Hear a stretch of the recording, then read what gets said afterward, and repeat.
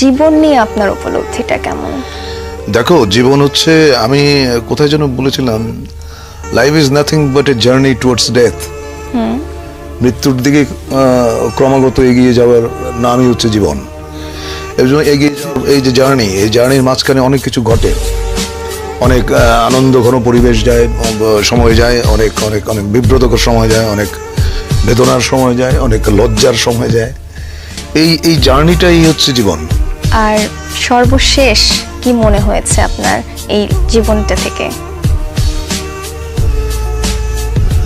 জীবনটা আমি আমার জীবন, আচ্ছা কি না যেন নাম তোমার? আমার নাম মুনমুন। হ্যাঁ, মুনমুন। দেখো, আমি আসলে জীবনটা উপভোগ করতে চাই এবং উপভোগ করেছি এবং করব, সামনেও করব, ভবিষ্যতে করব।